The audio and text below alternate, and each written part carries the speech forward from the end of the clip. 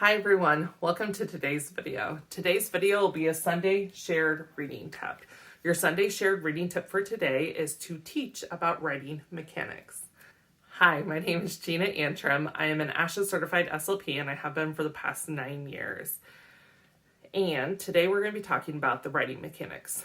But before we do that, remember that shared reading is all about, it's an evidence-based instruction approach that is all about us following our child's lead while we're reading a book together and engaging in that interaction together. And it's about building their love and their enjoyment for reading and their interest in reading.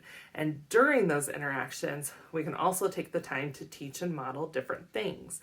And so today's tip is all about, during some of those interactions, you can teach about writing mechanics.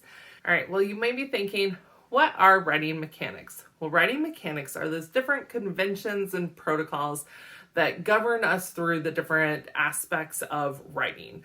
So one writing mechanic that we could focus on and teach while we're engaging in that shared reading activity is that words are separated by spaces. So if we would just look at this title, we could talk about, I see that this group of letters is together and then there's a space. So all of these letters go together and they make a word. And then you could go through sounding out that word and then talk about that word. Okay, now here's a space and then all of these letters are together in another space. So that's another word.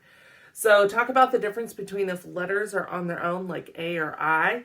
That's still a word because there's a space on each side, but our words are going to be separated by spaces.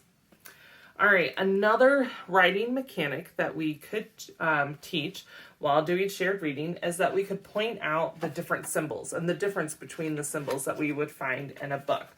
So, for instance, I'm going to get to a page that has an example for you.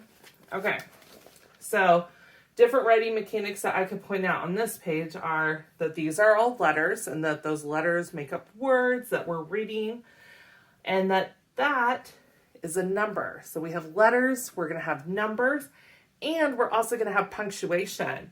Okay, so we're pointing out the periods, the question marks, the exclamation marks that we see in our book. And then we are also going to talk about the purpose of punctuation. So if we see an exclamation mark, we know that that statement's going to have a lot of feeling behind it.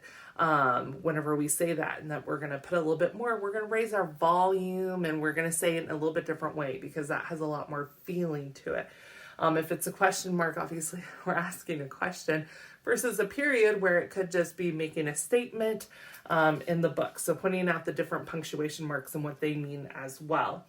And another writing mechanic that we could point out and teach about while we're engaging in the reading activity is that if we see a group of letters put together, most likely we're going to read that word the same way every time that we read it.